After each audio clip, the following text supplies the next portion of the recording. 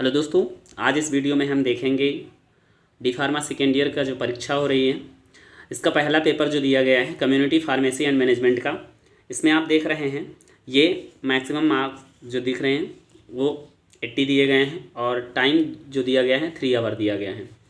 इसमें part A से दिया गया है answer any 6 questions, each questions carries equal marks. Means इसमें से जो है दिए गए हैं टोटल 7 क्वेश्चंस, इसमें से 7 क्वेश्चंस आपको हल करने हैं और सभी क्वेश्चंस के मार्क्स जो है यहाँ पर आप देख रहे हैं इक्वल दिए गए हैं, बराबर दिए गए हैं।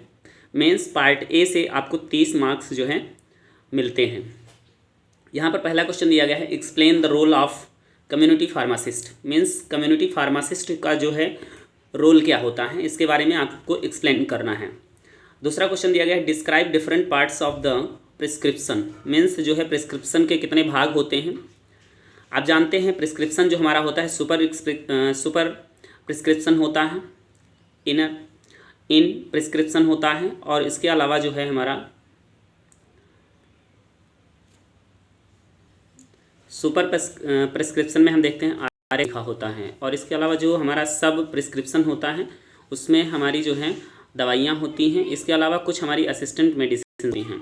इसके बाद में अगला क्वेश्चन देखते हैं what do you mean by verbal communication. Means यहाँ पर बताया गया है कम्युनिकेशन जो दिया गया है उसमें वर्बल कम्युनिकेशन की बात करनी है। सिर्फ वर्बल कम्युनिकेशन का मतलब होता है जो हम लोग बोलते हैं और जो हम लोग नहीं बोलते हैं लिख कर देते हैं उसको हम क्या कहते हैं, नॉन वर्बल कम्युनिकेशन।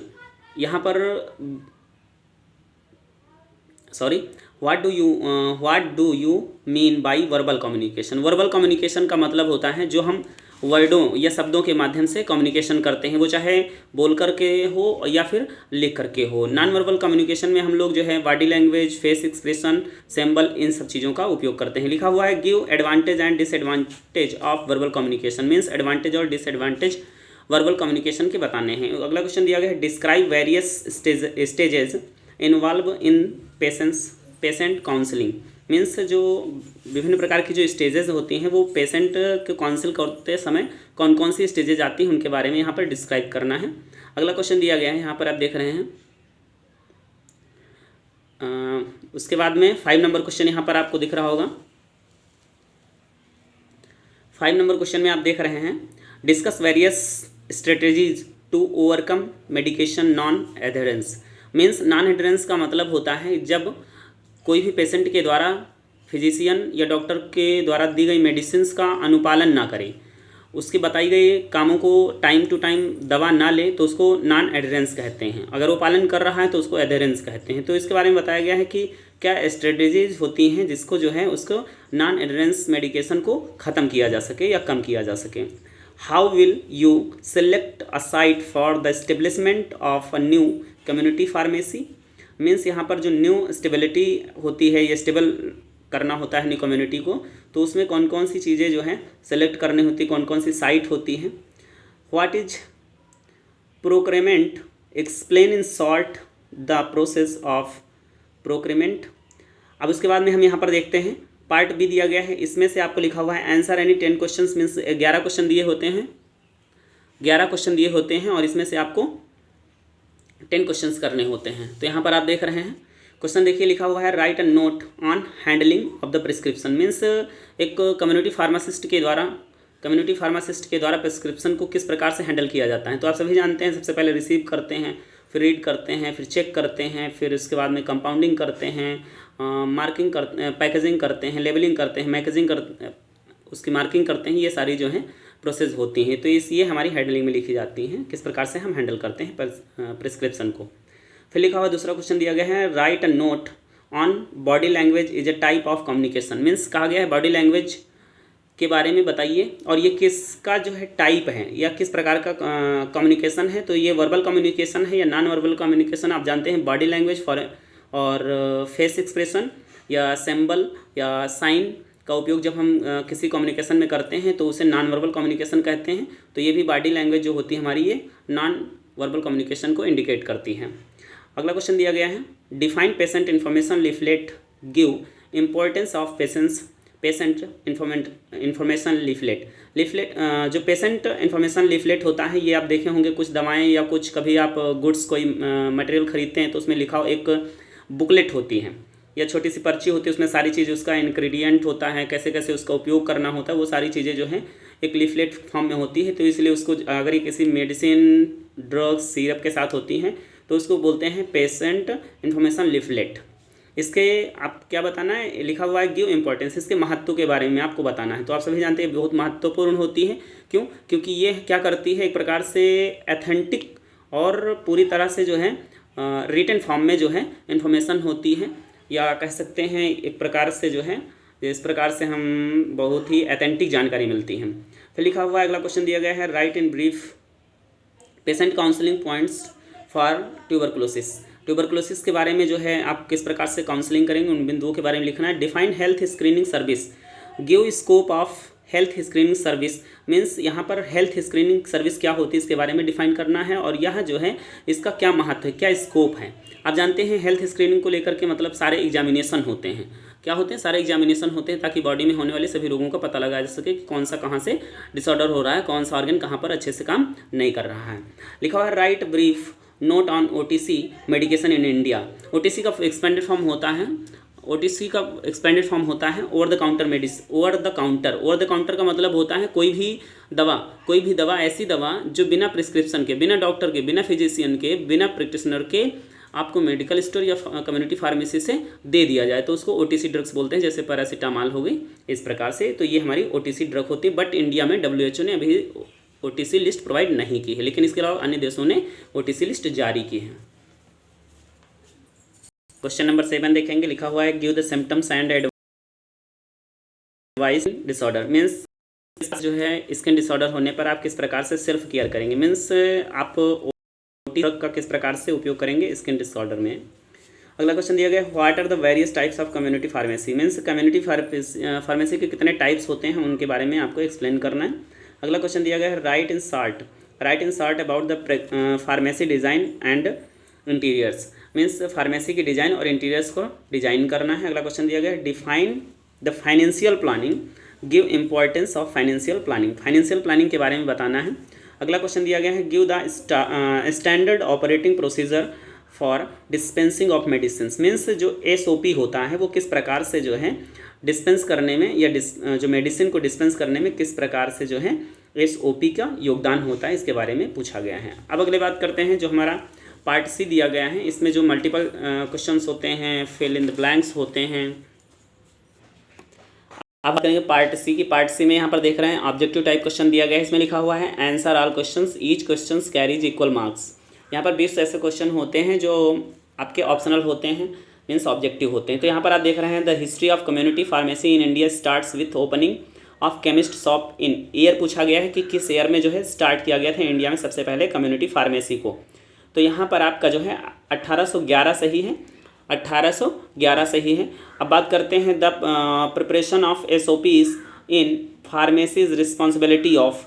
अब यहाँ पर देखिए पूछा जा रहा है कि SOP जो होती है ये फार्मेसी की रिस्पॉन्सिबिलिटी है। तो यहाँ पर अब देखेंगे कि जो यहाँ पर दूसरी जो है एक ऑर्गेनाइजेशन इन्वॉल्व है, तो इसमें का जो ऑप्शन है वो नॉट कन्फर्म है। अगला बात करते हैं the part of prescription called subscription contains direction to the pharmacist. इसमें क्या होगा, फार्मासिस्ट होगा, मीन्स सबसे पहले जो RX लिखा होता है उसको सुपर प्रिस्क्रिप्शन कहते हैं। जो RX लिखा होता है, RX का मतलब होता है हीलिंग ऑफ गॉड। तो RX जो होता है सुपर प्रिस्क्रिप्शन होता है, और इसको जो है सब प्रिस्क्रिप्शन कहते हैं जो फार्मासिस्ट के लिए होता है। अगला क्वेश्चन देखते हैं communication is a part of skill, means communication किसका हिस्सा है या स्किल का कौन सा हिस्सा है, हार्ड है, रफ है, सॉफ्ट है, शॉर्ट है। तो ये सॉफ्ट होगा, कौन सा सही होगा, सॉफ्ट होगा। उसके बाद लिखा हुआ है emails and websites are type of.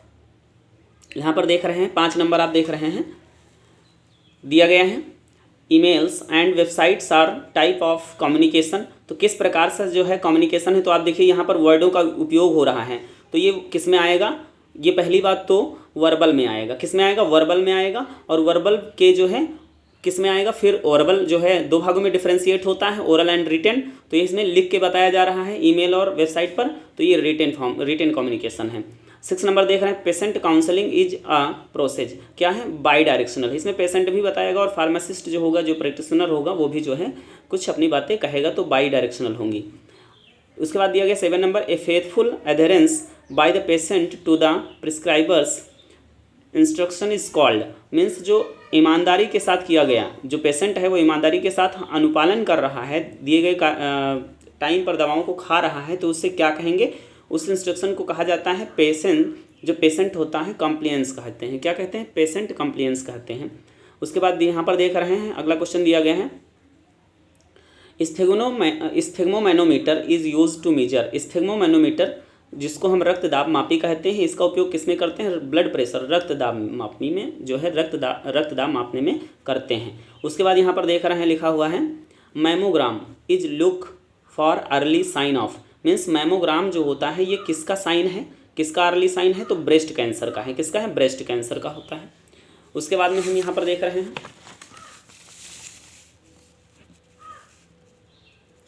10 number दिया गया है, लिखा हुआ है यहाँ पर आपको 2 चीज़ें दी गई हैं, कॉन्स्टिपेशन दिया गया है, डायरिया दिया गया, तो क्या भरेंगे, लिखा है is the disorder in which stool become hard, मतलब वो कौन सा डिसऑर्डर है जिसमें स्टूल जो होता है वो हार्ड हो जाता है। तो आप सभी जानते हैं स्टूल हार्ड होता है किसमें, कॉन्स्टिपेशन में। कॉन्स्टिपेशन मीन्स कब्ज में, जब कब्ज हो जाता है तो स्टूल हार्ड हो जाता है, ड्राई हो जाता है और difficult to pass from the bowels, means जो बॉवल्स होता है उससे पास आउट होने में प्रॉब्लम होती है।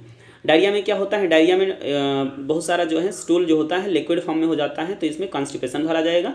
11 नंबर देख रहे हैं, लिखा हुआ है means study to cause of development of a disease, means development of disease जो है किसके अंतर्गत हम पढ़ते हैं, एटियोपैथोजेनेसिस के अंतर्गत हम पढ़ते हैं। ये रोगों के अध्ययन करने की जो शाखा होती है उसको हम कहते हैं एटियोलॉजी कहते हैं। क्या कहते हैं, एटियोलॉजी कहते हैं। यहाँ पर लिखा गया है means study of cause and development of disease, disease के डेवलपमेंट के बारे में हम कहाँ किस में पढ़ेंगे, एटियोपैथोजेनेसिस में पढ़ेंगे, तो ये सही होगा। उसके बाद देखते हैं इसमें जो है इमेसिस होगा, इमेसिस का मतलब होता है वोमिटिंग, लिखा है means process of vomiting, vomiting का मतलब होता है उल्टी करना।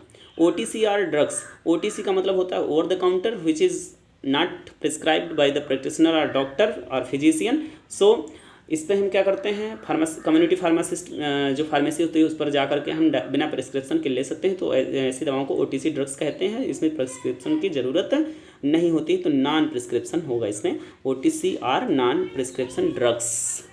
अगला क्वेश्चन यहाँ पर 14 नंबर दिया गया है, the amount contribute by proprietor और partner in the business is known as capital, इसमें कैपिटल भरा जाएगा। क्या भरा जाएगा, कैपिटल भरा जाएगा। 15 नंबर में देख रहे हैं, लिखा हुआ है in bed analysis method E stands for items, means इसमें बताया गया है VED में जो है ई का स्टैंड्स क्या होता है, मीन्स ई फॉर क्या होता है, तो V फॉर वाइटल होता है, E फॉर इसेंशियल होता है, D फॉर डिजायरेबल होता है, तो यहाँ पर जो है E फॉर क्या होगा, इसेंशियल होगा, तो ये इसेंशियल भरा जाएगा। 16 नंबर पर दिख रहा है minimum space requires for retail drugs store is, यहाँ पर देखिए आप बहुत सारे बच्चे कंफ्यूज हैं, 100 मीटर स्क्वायर लगा के आए, but it is fully wrong. इसमें आपका राइट आंसर होगा 10 मीटर स्क्वायर। अगला क्वेश्चन है 17 number, minimum practical training requires for registration for the pharmacist is not less than, देखो वैसे तो हमारा नॉर्मली 750 घंटे का जो है जो इंटर्नशिप होती है, जो प्रैक्टिकल होता है, लेकिन यहाँ पर हाँ क्या करेंगे हम, यहाँ पर आप देख रहे हैं 750 घंटे का होता है, लेकिन मिनिमम पूछा गया है तो 500 आवर्स का सही होगा, विकल्प नंबर C आपका सही होता है। यहाँ पर आप देख रहे हैं कौन सा विकल्प नंबर सही होगा, C नंबर जो है सही होगा, 500 आवर्स। उसके बाद दिया गया है 18 नंबर पे, Aarogya Setu app is launched by government of India during the fight against, means जो है यहाँ पर जो आरोग्य सेतु ऐप जो लॉन्च किया गया था वो जो भारत की सरकार के द्वारा लॉन्च किया गया था वो किस दौरान, तो वहाँ पर कोविड-19 के दौरान जो है आरोग्य सेतु ऐप लॉन्च किया गया था भारत सरकार के द्वारा। उसके बाद दिया गया 19 नंबर पर दिया गया है online pharmacy, e pharmacy is also known as, देखिए ई फार्मेसी ऑनलाइन फार्मेसी जो है ये ड्रग स्टोर नहीं होता है, it is offline pharmacy. Then online pharmacy की बात करें तो वेब ड्रग स्टोर हो जाएगा। उसके बाद यहाँ पर 20 नंबर दिया गया है, पेटी cash book is a book of account with records amount, यहाँ पर देखिए पेटी कैश बुक जो होती है इसमें बहुत सारे छोटे छोटे स्मॉल एक्सपेंसेस रखे जाते हैं, तो इसलिए यहाँ पर इसमें माइनर भरा जाएगा। तो इस प्रकार से आपको ये कैसा लगा, आपको क्वेश्चन कैसे लगे, आपको जानकारी कैसी लगी, यदि आपकी कोई राय है तो आप ज़रूर दें। वीडियो को पूरा देखने के लिए बहुत बहुत थैंक यू आप लोगों का, फिर मिलते हैं किसी नई जानकारी के साथ, तब तक के लिए थैंक यू, बाय बाय।